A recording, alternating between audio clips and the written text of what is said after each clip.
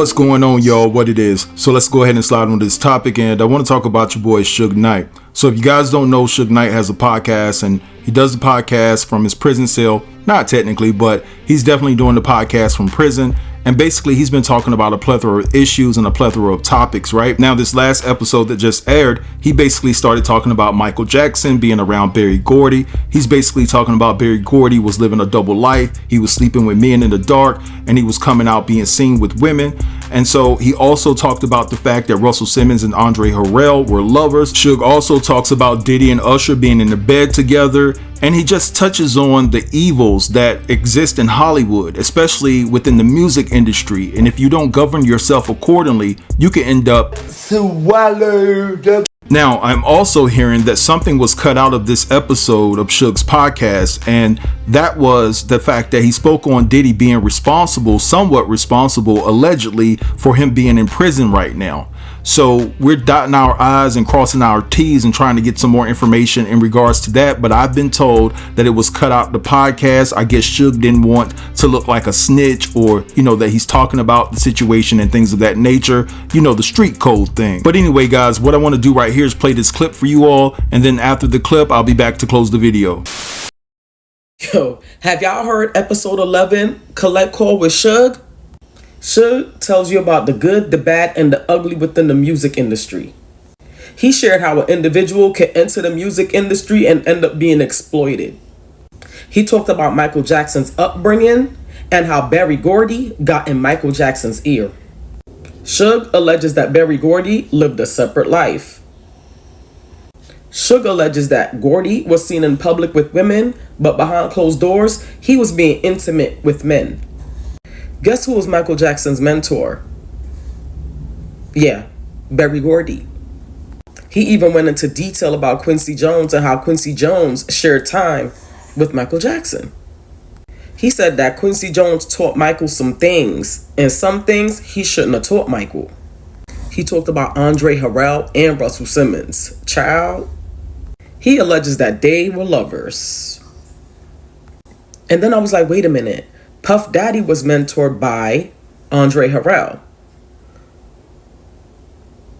Now, of course, all of this is alleged. Let me roll the clip. I had a pleasure of knowing, of meeting, of talking to probably the best entertainers worldwide ever, Michael Jackson. Towards the end, people want to judge Michael Jackson. But they never walked in his shoes.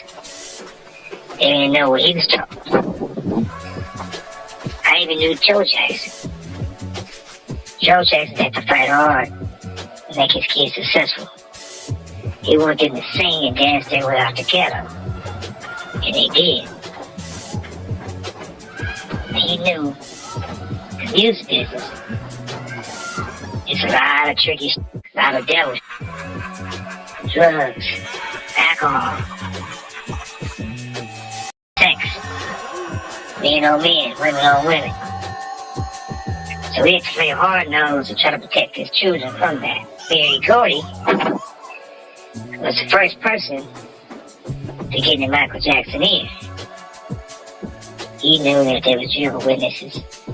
He knew that their parents that want them to celebrate Christmas and probably have certain things and want them to work hard and practice all the time. So he used the toys and celebrating different things to lure them towards him. Berry Gordy is a smart man. He had Motown, Motor City Sound. He also lived a separate life, seen with women, and the dark sleeping with men. So this a man who has called himself mentoring Michael Jackson. You pretty much know where I'm going from here. His name was Quincy Jones. Quincy Jones walked like he was a music note. People adored him as being that musical whiz. He shared time with Michael Jackson. Certain things they taught Michael Jackson might have been a lot of things they shouldn't have taught him. So if you taught something you might repeat something you taught her a bunch of times. So I don't hold that against Michael. But now, when you look at it, we introduced him to drugs. They tried to make him feel that black wasn't proud anymore. So, of course, everybody knew the bleaching of the skin and the changing.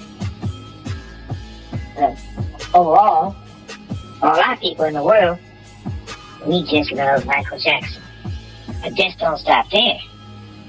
Andre Harrell and Russell Simmons, anybody know, they might not want to say it, they know they was lovers. They participated in those types of things. Now once again, a person has a right to be whatever they want to be. Or own it. These men in the industry don't consider themselves gay. So when you take Andre Harrell, Russell Simmons, Uptown, Def Jam, Freaky, Puffy did his intern this stuff for Andre Harrell. You know the answer already. That started his journey.